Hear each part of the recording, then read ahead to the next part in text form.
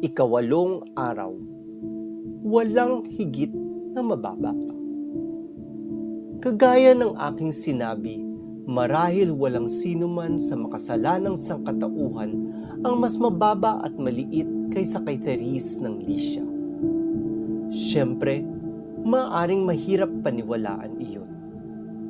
Pagkatapos ng lahat, tinawag siya ni San Pio ika-10 bilang ang pinakadakilang santo ng modernong panahon. At noong taong 1997, siya ay naging isa sa 33 doktor ng simbahan. Kaya naman, totoo na itinatampok ng Diyos ang mga mababa. Ngunit, siya pa ay tunay na lubos na mababa. Pag-isipan natin ang mga sumusunod. Una, lumaki si Therese Martin sa Pransya na malalim na apektado ng erehiyang Jansenismo. Isang maling pananampalatayang nagtuturo ng isang walang galak na mahigpit na moralidad, binibigyan diin ng takot at hustisya, parusa at kahigpitan, paghuhusga at pagkondena. Ipinapahayag nito hindi ang mabuting balita ng awa ng Diyos para sa mga makasalanan, kundi ang sarili nitong masamang balita ng nag-aalab na puot ng Diyos para sa sinumang mangahas na gumawa ng kahit pinakamaliit na paglabag laban sa kanyang itinuturing na mapaniil na mga alituntunin. Itinuturo nito na kakaunti lamang ang naliligtas, na kailangan mong maging perpekto upang makalapit kay Jesus at na kailangan mong pagsikapan ang kanyang pagmamahal, lalo na sa pamamagitan ng paggawa ng dakilang mga gawa at pagtitiis ng matinding sakripisyo. Ngayon, si Therese ay labis na naapektuhan ng Jansenismo noong kanyang kabataan.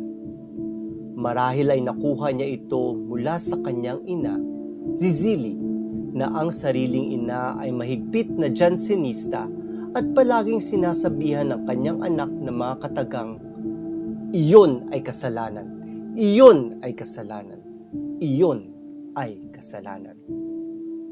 Ngunit kung paano eksaktong naapektuhan si Therese ng Jansenismo ay hindi na mahalaga, dahil ang malinaw ay nahulog siya sa impluwensya nito sa murang edad.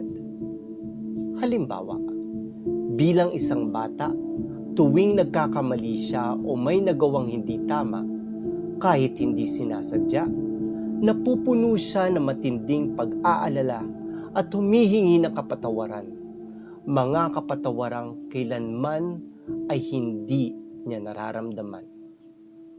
Ayon sa kanyang ina, sinasabi namin sa kanya na siya ay napatawad na, ngunit wala pa ring silbi. Patuloy pa rin siyang umiiyak. Nakita natin ang epekto ng Jansenismo kay Therese maging sa kanyang paglaki.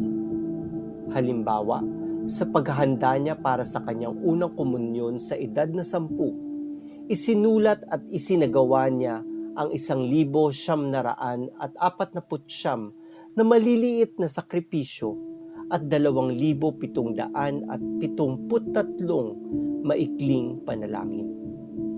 Sa kabutihang palad, itinuro mismo ni Jesus sa kanya kalaunan na huwag bilangin ang aking mga gawa. Mas malala pa rito, dumanas siya ng matinding espiritual na pagkabalisa na madalas nakasama sa paniniwala ng Jansenismo. Nagsimula ang kanyang labang espiritual laban sa labis na pagkabalisa noong kanyang retreat bilang paghahanda sa kanyang unang komunyon. Isang retreat na pinamunuan ng isang napakahigpit na pari. Inilarawan niya ang karanasang ito bilang nakakatakot.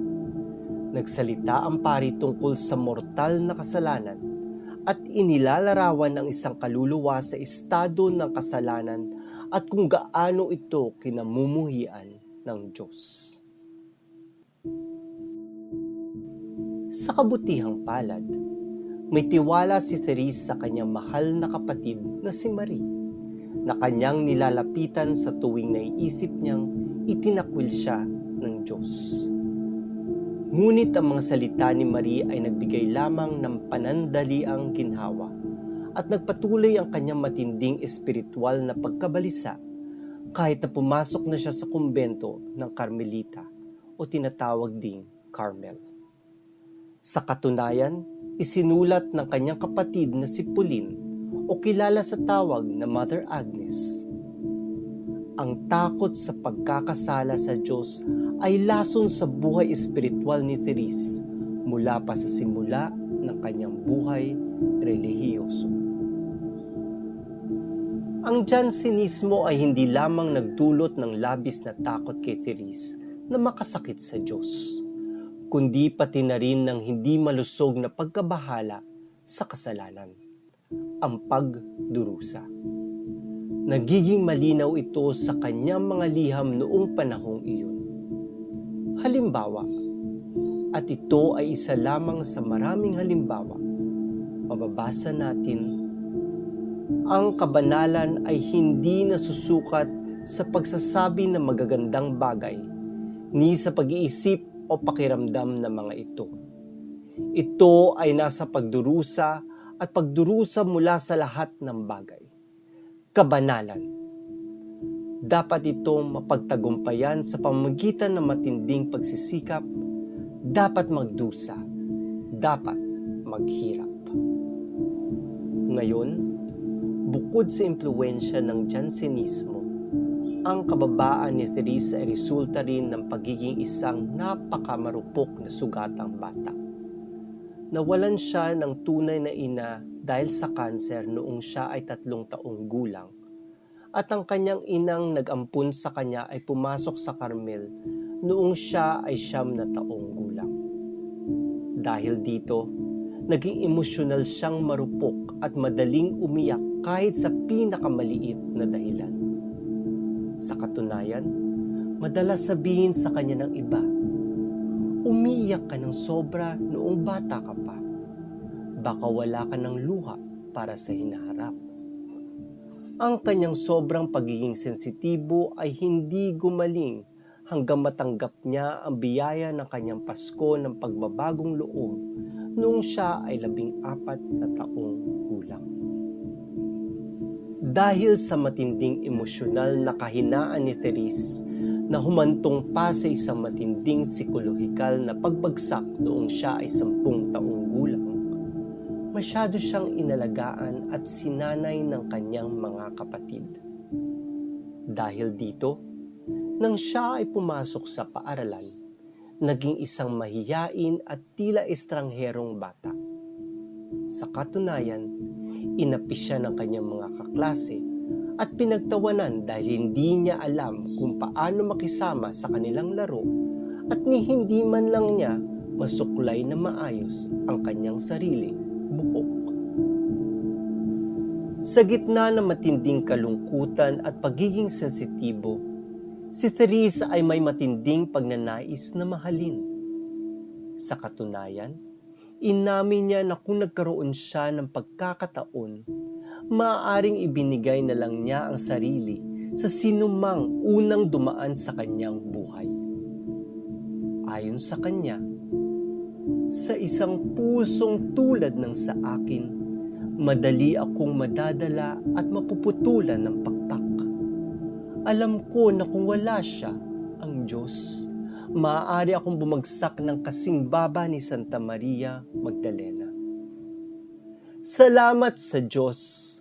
Ipinakita ng Panginoon ng kanyang kamanghamanghang awa sa isa sa kanyang pinakamaliit na kaluluwa sa pamamagitan ng pag-iingat sa kanya mula sa isang buhay ng matinding kasalanan sa pamamagitan ng pag-alis ng mga hadlang na maaaring naging sanhi ng kanyang pagbagsak. Ngayon, si Therese ay ganap ng mulat sa lahat ng kanyang kahinaan. Kaya huwag mo nang subukan sabihin sa kanya na siya ay hindi isang maliit na kaluluwa. Kung sasabihin mo yun, malamang natitingnan ka niya sa mata at sasagot ng buong kaseryosohan. Kaibigan ko, walang mas mababa kaysa sa akin. Panalangin ngayon. Halina, banal na Espiritu, apoy ng awa. Tulungan mo akong makilala ang sarili kong kababaan at magalak sa awa ng Diyos. Jesus, Hari ng awa, nagtitiwala ako sa iyo. Amen.